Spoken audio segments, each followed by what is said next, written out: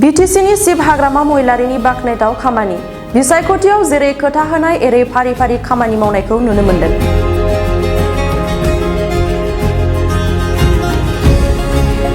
गोबां गोरिब दुखुथिया नखरफ्रा राङारि जेंनाजों गोबां मोजां फरायसाफ्रा उनफिनना थानो गोनां जादोंमोन।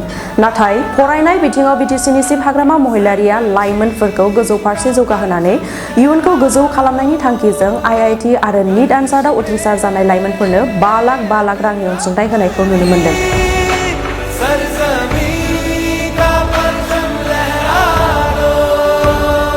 थारैनो बिसायख'थियाव देरहासार जानानै 1 बोसोर जास्लाबैयावनो गोबां बाख्नायथाव खामानिखौ मावनाय नुनो मोन्दों। बिटिसिनि सिब हाग्रामा महिलारिनि दैदेननाय BPF दोलोआ गोबां सुबुं अनसायनाय खामानि मावनायखौ नुनो मोन्दों। बेबादिनो सोलोंथाइनि अनगायैबो दुखुथिया नखरनि अदालगुरि जिल्ला हरिसिंगानि रान्दि आइजो जिनिया बसुमतारिनो न' लुनो थाखाय बिटिसिनि सिब हाग्रामा महिलारिया 3 लाख रां अनसुंथाइ होयो।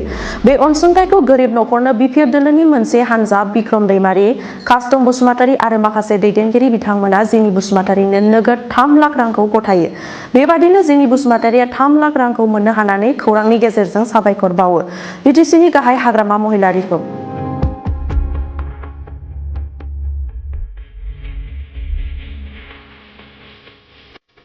आं दिनै हाग्रामा सारखौ धन्यबाद होदों आरो बनजा सारखौबो धन्यबाद होबाय आंनि गोसो गोरबोनिफ्राय। आं बेसेबांखिनि थाखा मोननानै आंनि नखरफोरखौ मोजाङै खालामलांनो सानदों आरो फरायनाय गथ'फोरनि थाखायबो आं मोजां खालामलांनो सानदों। बेसेबां थाखा?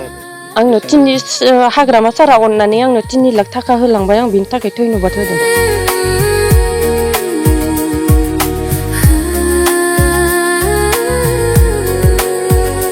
बेनि अनगायैबो बिटिसिनि सिब हाग्रामा महिलारिया आसामनिफ्राय सायख'जानाय दुखुथिया गोरिब नखरनि क्रिकेट गेलेगिरि आक्लिमा खातुननो नोगोद 1 लाख रां मदद होदों गेलेनायाव नांगौ जानाय मुवाफोरखौ बायनो थाखाय। बेबादिनो बिटिसिनि हाग्रामा महिलारिनि दैदेननाय BPF दोलोआ गोबां बाख्नायथाव खामानि मावनायखौ नुनो मोनगासिनो दं। निउज डेस्क डिजिटेल बड' निउज।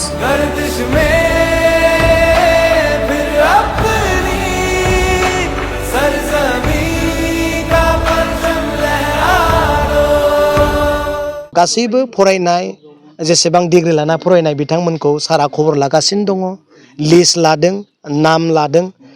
उनाव गभर्नमेन्टनिफ्राय सरकारनिफ्राय निश्चय माबा नङा माबा मोनसे फिसाब्लाबो अनसुंथाइखौ मोनगोन आरो बेखौनो जों खोथा होयो। दा बेनिखायनो आं बुंनो सानदों सोरबा सासे एसे सोलिनो हानाय दङबा बे सोलिथथों, नङा होमबा? सोरबा जुदि हा बन्दक लानानैबो एडमिसन होनो हादोंबा बे होनो हाथथों, बिनि बेबस्थायाबो उनाव जागोन। नाथाय गैद्रायै उन सिगां रावबो गैयै मानसिफोरखौ खालामग्रोनाय जादों। बेखौ नोंथांमोना भुल बुजिनो नाङा आरो बे अननाय गैद्रायैया आंनिख्रुइ अनजाग्रोथों होननानै साननांगोन। सोमलिगुरि गामियाव सासे बर' आइजो, बिथाङा फिसाय थैजानाय, फ्राय 3 बोसोर जाबाय फिसाय थैजेननाया, आरो बिथांनाव 4 फिसा दं। सासे देरसिन फिसालाया दा हायार सेकेन्डारिखौ सेकेन्ड डिभिजनाव पास जानानै गुवाहाटियाव हाजिरा मावो। 3 फिसा दंबावो, बेयो फरायगासिनो दं। क्लास 6आव 2 आरो क्लास 2आव 1। आरो बिथाङा हटेल हाजिरा मावनानै सानसेयाव 250 बिथांमोनहा मोनो। दा साननैसो सिगां निउसाव बिथाङा न' गैया, बिथाङा हाया आधा खाथाल' होनदों, माने 1 खाथाबो नङा हाया, आधा खाथा। बावनो जेन थिं खोबनानै दङ। 4 फिसाखौ बियो बेयावनो बेंगासिनो दङ। दा बे बाथ्राखौ मिन्थिनानै बिटिसिनि चिफ मानगोनां हाग्रामा महिलारि सारा 3 लाख थाखा जोंनि मोनसे लाइमोन टिमनो हरदों आरो फैनानै जोङो बे मानगोनां आब'नो जोङो 3 लाख थाखाखौ होफैबाय।